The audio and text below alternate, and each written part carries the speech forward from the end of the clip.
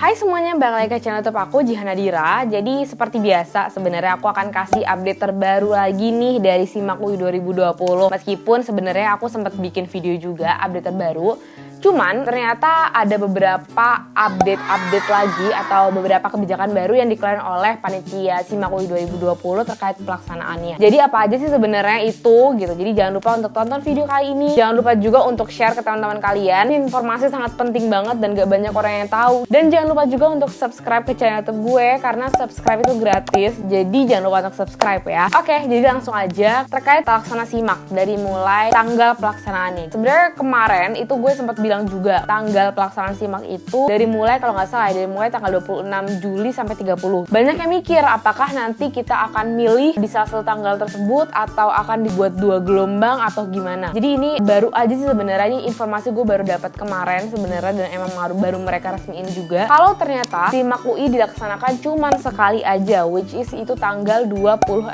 Juli 2020. Jadi ujiannya cuma sekali aja dan sebenarnya banyak juga yang nanya, "Kak, kenapa ujiannya harus tanggal 26? Itu kan tabrakan sama UTUL GM." Karena ini tuh udah mereka rencanain menurut gue ya. Karena dari zaman gue pun itu tuh SIMAK selalu tabrakan sama UTUL GM. Ya mereka nggak mau dong kalau ternyata murid yang daftar ke mereka terima di salah satu kampus gitu yang kompetitornya dia gitu kan. Jadi mereka memutuskan untuk bikin tanggal ujiannya bareng biar kalian nih nggak bisa ngambil dua-duanya. Karena kalau kalian bisa ngambil dua-duanya, saat kalian misalkan nih amin-amin ya diterima di dua tempat itu, jadi kalian bakal ngelepasin salah satu dong. Makanya mereka bikin di tanggal yang sama. Jadi jangan kaget. Ada juga yang protes gitu. Kenapa? Karena UTBK kan ternyata juga diundur nih, dimundurin lagi tanggal pelaksanaannya gitu. Jadi di satu hari yang sama terpaksa dapat jadwal UTBK dan SIMAK. Sebenarnya kalau dari jawaban dari pihak UI-nya sendiri, mereka bilang mereka perlu nunggu informasi terbaru. Menurut gua, UI nggak mungkin setega itu ngebiarin kalian milih antara UTBK dan SIMAK. Semua orang berhak untuk ngikutin UTBK. Ujian mandiri itu kan sebenarnya pilihan saat kalian ditolak di SBMPTN kan gitu. Jadi kayak jalan kedua. Cuman saat kalian suruh milih antara UTBK atau ujian mandiri itu kayak berat banget. Menurut gue UI nggak akan sejahat itu gitu loh. Jadi ya kita tunggu aja kebijakan dari mereka terkait jadwal terbaru yang pasti juga akan gue update terus ke kalian gitu. Nah tadi tentang pelaksanaan ujiannya. Sekarang balik lagi ke pendaftarannya. UI itu ngelaksanain dari mulai pendaftaran sampai ujian, bahkan kayaknya nih sampai ospek sampai kalian masuk itu dengan cara online. Online di sini maksudnya nggak ada tatap muka. Masih banyak yang bilang ke gue, "Kak, kira-kira mungkin nggak ya kalau kita ngerjainnya online tapi dikumpulin di suatu tempat, online tapi ngerjainnya bareng-bareng gitu."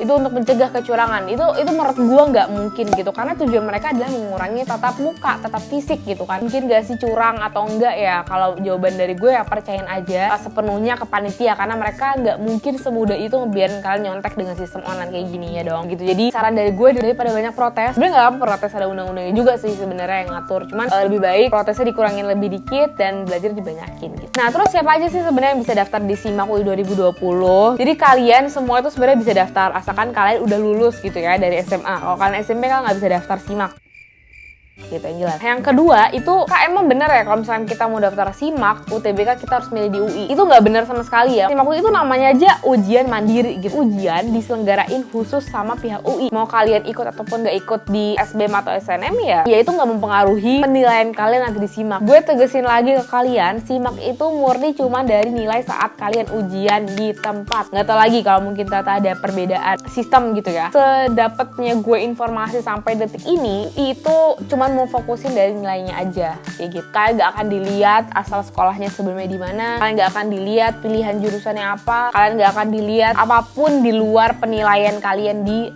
ujian. Nah terus terkait dengan tips nentuin jurusan, sebenarnya gue udah ngejelasin sih sebenarnya sistem untuk milih jurusan di UI, bisa kalian cek videonya di atas. Kalau kalian butuh tips untuk memilih jurusan diterima di SIMAK, mungkin gue akan bikin videonya di next sesi gitu ya, atau di next episode ke depannya. Jadi stay tune aja di YouTube channel gue gitu, oke?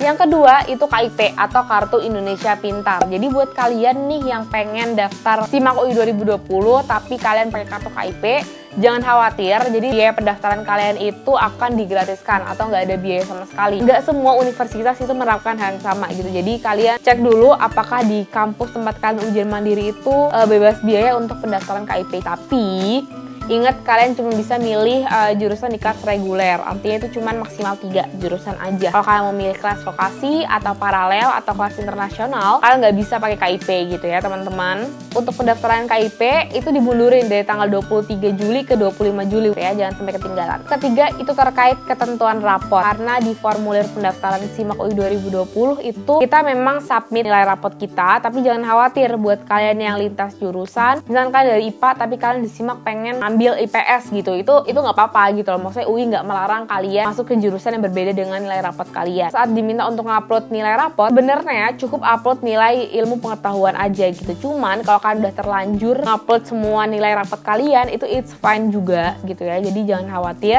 nilai rapotnya nggak penuh gitu ya, nggak dari semester 1 sampai semester 6, itu juga nggak apa-apa. Kalian kalau misalkan cuma sampai semester 5 ya nggak apa-apa, sampai semester 5 aja itu diupload. Kalau kan dari semester 1 sampai semester 6 juga nggak apa-apa diupload, justru lebih baik gitu ya. Terus kalau kalian misalkan nggak punya rapot, itu kalian bisa minta surat keterangan dari sekolah sebagai pengganti nilai rapot. Untuk ngupload nilai rapot itu kalian bisa scan rapot kalian dari semester 1 sampai semester 6, terus kalian compile jadi satu file, terus kalian ubah formatnya jadi PDF kayak gitu. Dan jangan lupa juga untuk perhatiin ketentuan dari ukuran file kalian. Saat dimintanya 100 KB, uploadnya 100 KB, jangan lebih dari itu, karena kalau lebih itu nggak akan masuk ke database SIMAK UI gitu, dan akan mempengaruhi kelengkapan formulir kalian. Saat memang file kegedean, itu cari kompres online gitu, banyak juga di Google sebenarnya, dan kalian kompres. Nah, terus banyak juga nih yang nanya, Kak, gimana cara ngisi nomor ijazah? Gue nggak punya nilai UN, Kak, karena gue angkatan 2020. Gue juga nggak punya mata pelajaran UN, Kak, itu gimana dong? Nah, jadi buat kalian angkatan 2020, karena kalian nggak melaksanakan ujian nasional, kalian nggak diwajibin untuk isi formulir itu. Artinya cukup dikosongin aja. Tapi buat kalian yang ada di angkatan 2019 ke atas, itu kalian isi aja sesuai dengan nilai di UN kalian. Sebenarnya sesuaiin aja gitu. Jadi kalau misalkan formulirnya itu tandanya bintang merah, itu berarti formulir yang jawabannya wajib kudu kalian isi. Terus gimana, Kak, kalau kita udah ngisi formulir tapi ternyata ada kesalahan? Jadi gue bagi jadi dua. Akan kesalahan saat kalian udah isi formulir tapi kalian belum bayar. Saat kalian udah ngisi formulir tapi kalian belum bayar, as long as kalian belum bayar sih sebenarnya itu bisa kalian batalin kapan aja, dan kalian bisa ngisi ulang mulai dari pemilihan prodi. Cuman saat kalian udah daftar, udah bayar, dan kalian memutuskan untuk pengen ganti jurusan, ya terpaksa itu hangus gitu. Maksudnya kalian harus daftar ulang dari awal, pilih lagi prodi dari awal, dan harus ngiklasin uang kalian pergi begitu aja dan fokus di kartu yang baru.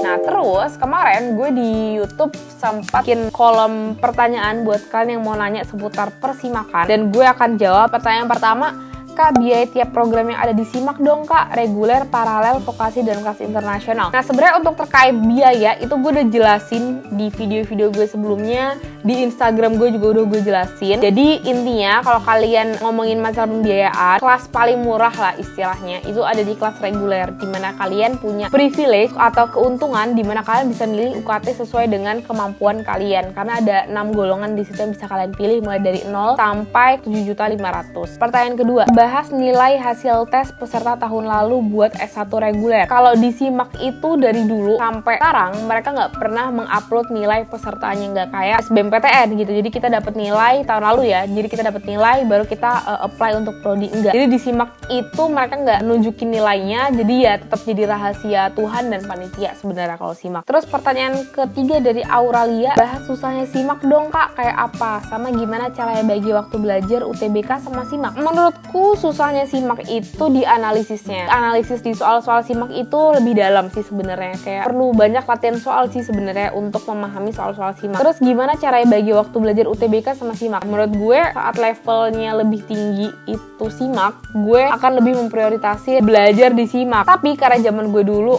kuota SBMPTN jauh lebih besar, jadi gue memutuskan untuk fokus di SBMPTN aja. Cuman kalau ditanya kira-kira ngebagi waktunya gimana, kalau kalian kuat sih belajar SIMAK aja gitu loh. Saat kalian belajar yang susah gampang pasti ngikut aja gitu loh. Tapi kalau kalian merasa nggak sanggup nih belajar di SIMAK, ya mulai aja dulu belajar dari UTBK. Terus nanti kalian udah mulai nih jago baru deh SIMAK gitu. Kak, nanti pas daftar SIMAK UI kita bisa milih hari atau ditentuin dari sana sih Kak. Nah, jadi ini terkait dengan tanggal yang tadi gue udah jelasin. SIMAK itu cuma dilaksanain 1 hari aja. Mereka pasti akan ikutin jadwal dari UTBK juga. Jadi kita ikutin bersama aja terkait jadwal pelaksanaan SIMAK yang pastinya akan gue terus update di sosial media gue. Selanjutnya dari Wilhelmina, bahas pemilihan kelas dong Kak yang kayak paralel, vokasi, reguler. Oke, jadi nanti di next video gue akan bahas khususon apa bedanya kelas paralel, reguler dan vokasi maupun kelas internasional.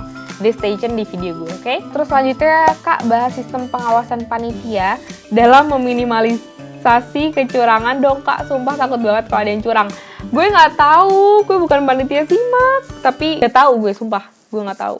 Kayak ya yang jelas mereka pasti nggak mau lah muridnya nyontek, dan mereka nggak mungkin segampang itu ngebiarin kita nyontek gitu. Jadi kita serahin aja kepada Tuhan dan kepada panitia SIMAK UI 2020. Ini pertanyaan dari Fatur Chen, ini buat scan rapot yang diupload tuh pengetahuan, keterampilan atau dua-duanya? Untuk scan rapot sebenarnya diutamainnya untuk pengetahuan aja. Cuman kalau emang udah kadung terlanjur ya udah gitu, nggak apa-apa, jangan diganti kalau emang ribet gitu. Pertanyaan selanjutnya dari Hilmi, Kak aku mau tanya gimana kalau mau daftar tapi nggak ada rapotnya? Kan salah satu syarat pendaftaran harus ada SIN rapot.